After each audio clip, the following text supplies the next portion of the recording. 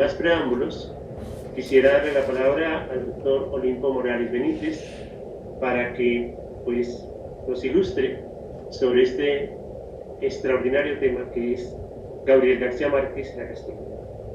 Doctor Olimpo, tiene la palabra. Muchas gracias, señor director. Quiero saludar primero que todo a la directora adjunta de nuestra hermana Academia de Panamá. Ya mis compañeros han mencionado los grandes amigos que tenemos allí y el gran afecto que siempre hemos sentido desde ellos y de nosotros a ellos.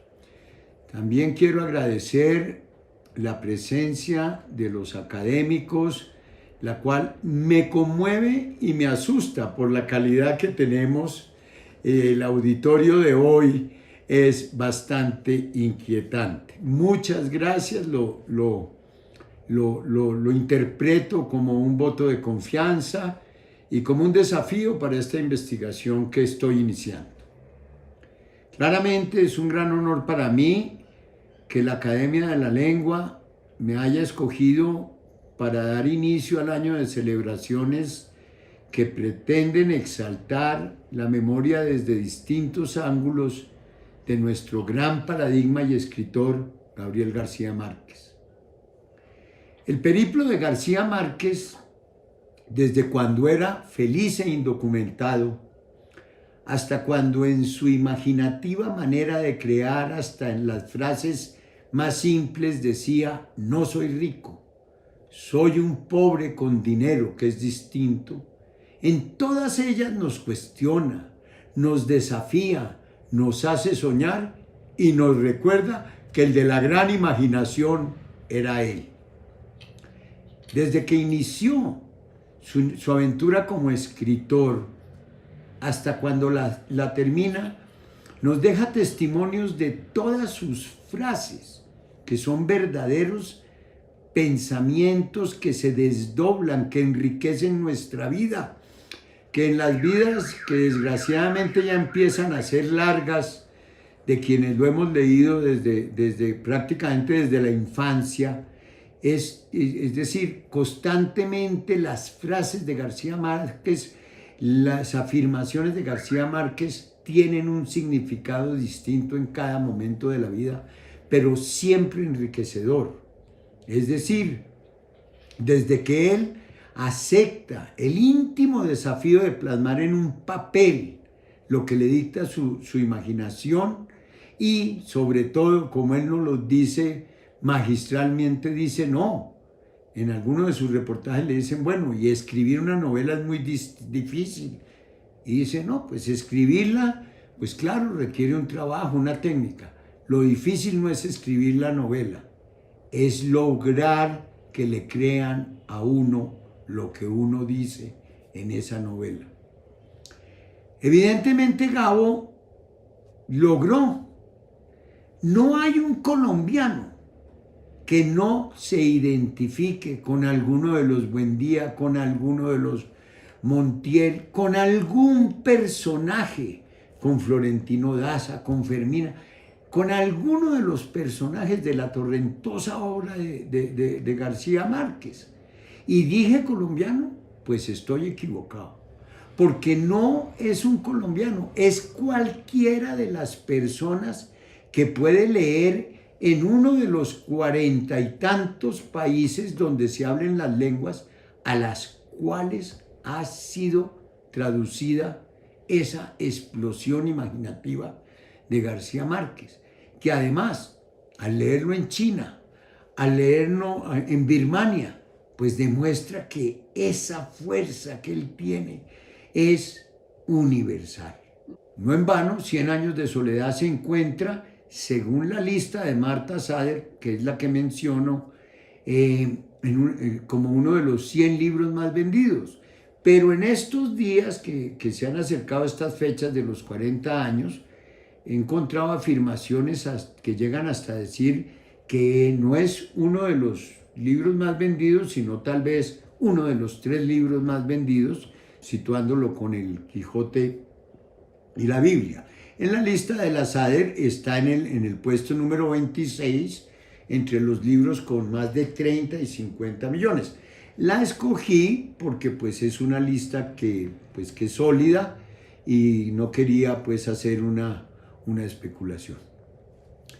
En mi condición de vicepresidente de la Academia Colombiana de Gastronomía propuse esta investigación.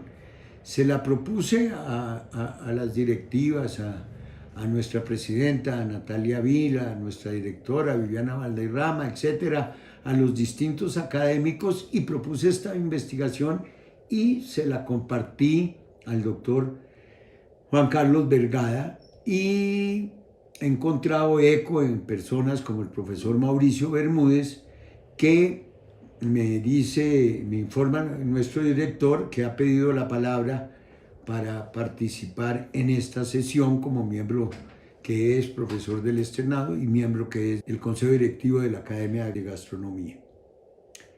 Esta maravillosa aventura que he emprendido a través de la mente preclara del lúcido aracateño se convirtió en un desafiante ejercicio de data mining, porque entendiendo el data mining como un instrumento de investigación que permite analizar grandes volúmenes de información para intentar encontrar patrones, para tratar de encontrar tendencias y poder expresar, ojalá acertadamente, con qué intuición Grau introdujo en su torrencial obra las referencias a los productos de la tierra, los momentos en que se consumían, su significado de movilidad social o de crítica social y eventualmente su valor gastronómico. El data mining está demostrando no ser suficiente herramienta y ya tuvimos que movernos al data digging, migrar del data mining al data digging, pues estamos tratando de precisar el rastro de la gastronomía apoyados en y exegéticos, apoyados en la utilización de las propuestas definitorias de distintas academias. Primero la RAE. ¿Qué nos dice la RAE que es la gastronomía? La RAE nos dice que la gastronomía es el arte de preparar una buena comida. La RAE nos dice a su vez que es la afición al buen comer. Nos señala que es el conjunto de los platos y usos culinarios propios de un determinado lugar. Ahí nos apoyamos en la Real Academia Española y nos vamos a buscar, pues si estamos hablando de gastronomía, mal podíamos dejar de consultar a los franceses.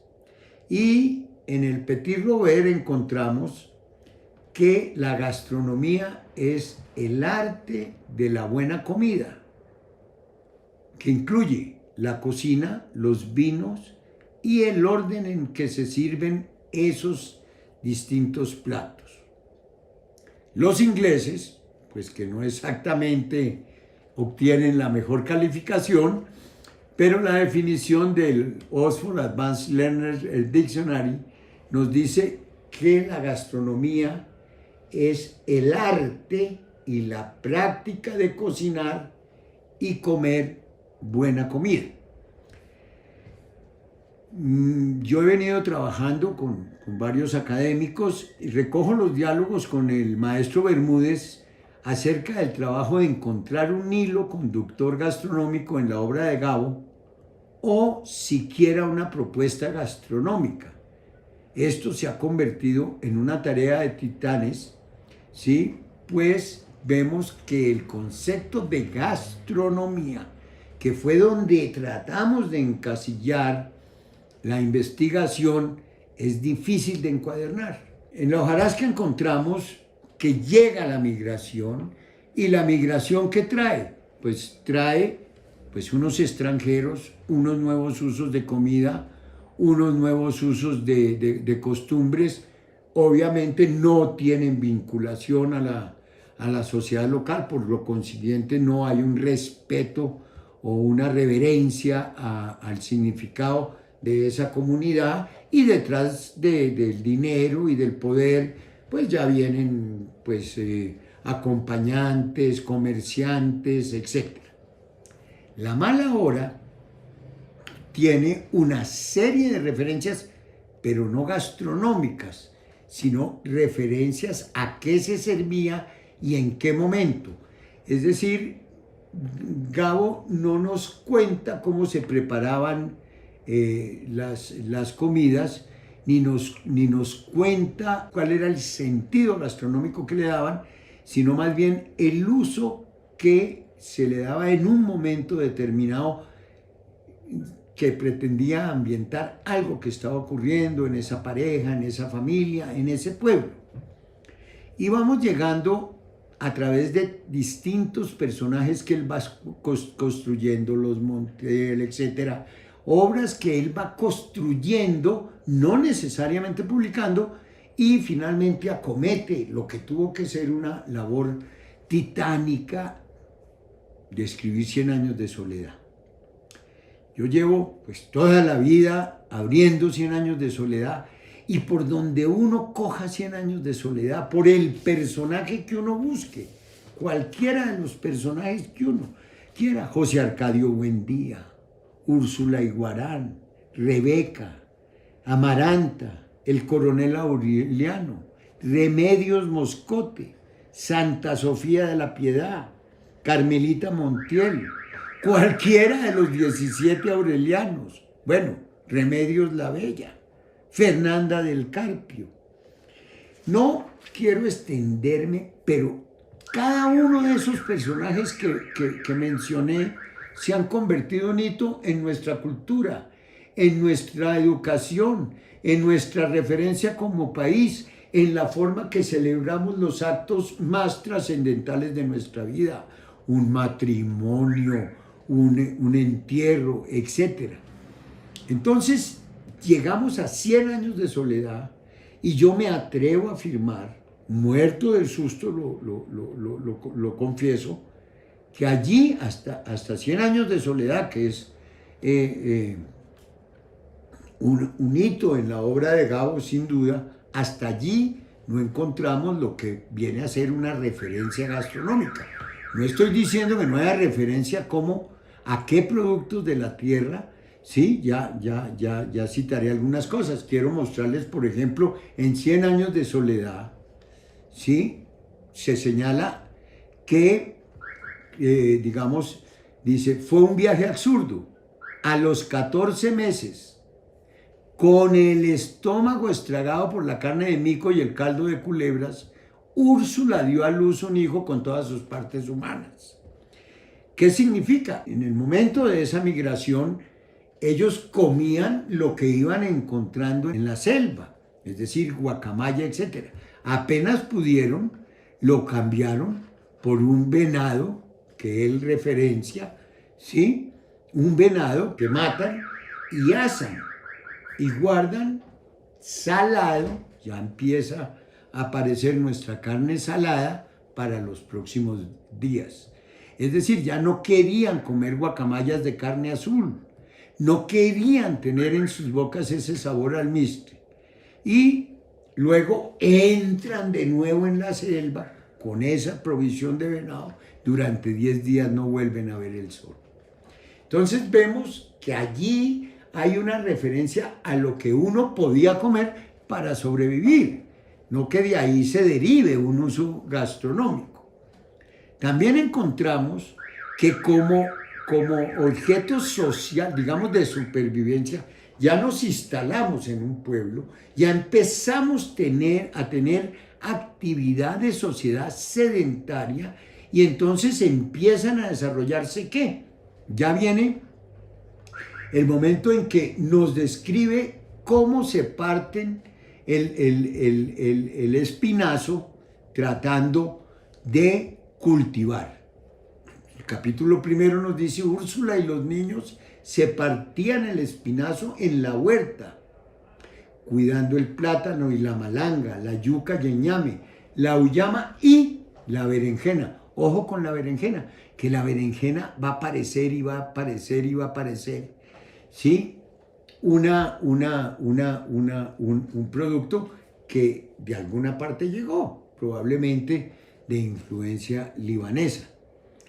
Luego vemos que Gabo, yo no quiero decir evita, pero de hecho pasa, por ejemplo, cuando dice, Aureliano, a la edad de 3 años, entró a la cocina en el momento en que ella retiraba del fogón y ponía en la mesa una olla de caldo hirviendo. Entonces, el caldo, él habla del caldo, él habla de la sopa en la mala hora. Entonces, caldo es sopa. Presumimos que puede ser lo que luego, por lo que estaban cultivando en la huerta, podía llevar esa sopa, se nos va a parecer claramente a un sancocho. Desde el punto de vista de producción económica, para sobrellevar los gastos domésticos, nos dice Gabo en el capítulo 4, sus hijas abrieron un taller de costura, donde lo mismo hacían flores de fieltro que bocadillos de guayaba. Ojo, aquí va a parecer que la producción de comida se vuelve una forma de sobrellevar los gastos de la casa, del hogar. Y luego eso va a ser considerado por Fernanda cuando le quita el negocio a Santa Sofía de la Piedad. Cuando Fernanda dice no se siguen haciendo todo lo que se habían hecho, los caballitos de caramelo, etcétera, y ella decide que no, ¿sí? Que no se podían hacer nada de comida, había que buscar otra forma. Prefirió hipotecar la casa, lo que fuera, pero ya desde el punto de vista social no quería que se produjera comida para ayudar con los gastos. Ella, esa misma Fernanda, es la que retira a la familia, a nuestra tradición de estar alrededor del fogón y los pone en una mesa con manteles de lino, con vajillas, con cubiertos, pone una hora de comida, seguramente una presentación, y mantiene esa costumbre independiente que la casa estuviera inundada. Ahí nos dice Gabo cómo pone las lonjas de madera para que a los comensales no se les mojaran los pies. Entonces, Fernanda quiere darle solemnidad a un acto que Úrsula siempre había considerado como el más sencillo de la vida cotidiana. Crea un ambiente de estiramiento, ¿sí? Y impone esa costumbre y convierte el acto de comer en una cosa de una solemnidad parecido al de una misa mayor. Y empieza a decir, es que nos estamos volviendo gente fina. Allí quiere decir que queda totalmente prohibido el negocio de repostería y de animalitos de caramelo que Santa Sofía de la Piedad mantenía por voluntad de Úrsula. Va cambiando la costumbre y termina liquidando. Vemos pues que en la primera parte nosotros no encontramos un tema gastronómico como lo podemos entender, de cuál era la preparación, los tiempos de cocción, el momento en que se echaban los ingredientes, y primero la yuca, la papa, la racacha, etc.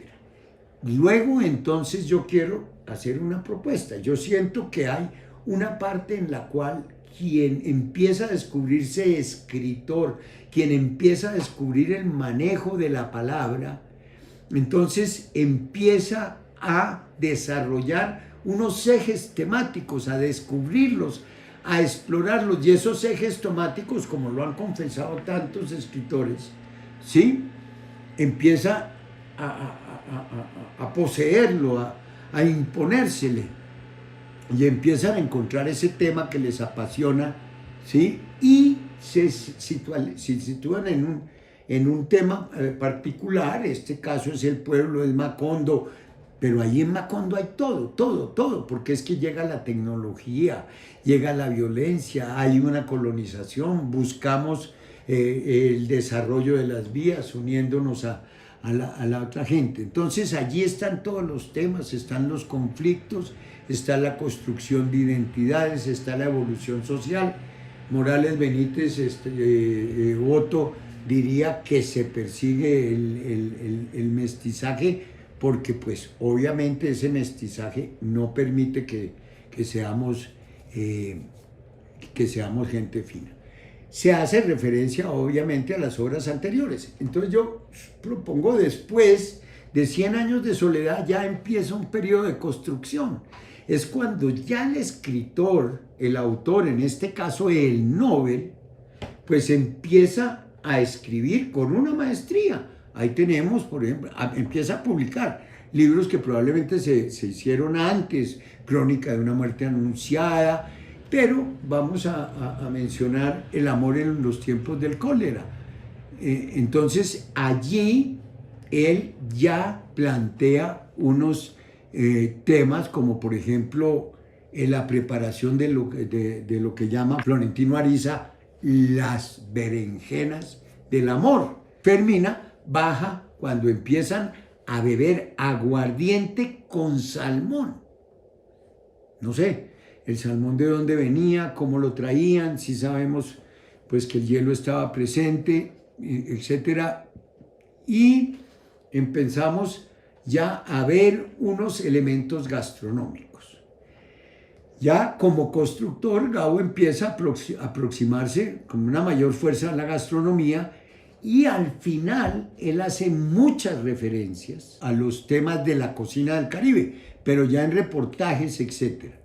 Entonces, si ustedes aceptan esta propuesta, que pues continuaremos explorando, encontramos que ese desarrollo gastronómico se hace desde los nacionalistas. Yo les compartiré, en el momento que entregue el documento, les compartiré una cantidad de links. Nosotros hicimos una exploración en todo lo que es YouTube, en todo lo que es Google, etc. Y encontramos 1000 referencias a la ruta gastronómica de Gabo. Pero cuando abrimos los links y miramos de qué nos hablan, no nos están diciendo las recetas de Gabo ni nada, sino que unido a un personaje que estuvo parado en un determinado sitio, se puede pensar que como ahí hoy se vende o una limonada o se hacen unos fritos, etcétera, eso está. Pero eso, hasta aquí, yo no he encontrado esa descripción de preparaciones en Gabo desde el punto de vista gastronómico. Esa era la propuesta que yo les traía. Hasta aquí voy. Muchas gracias por aceptar esta aproximación a la gastronomía en Gabo, lo cual no quiere decir que Gabo no, digamos que ella no esté presente, pero periféricamente en todo lo de Gabo, que son todos los aspectos de la vida. Muchas gracias.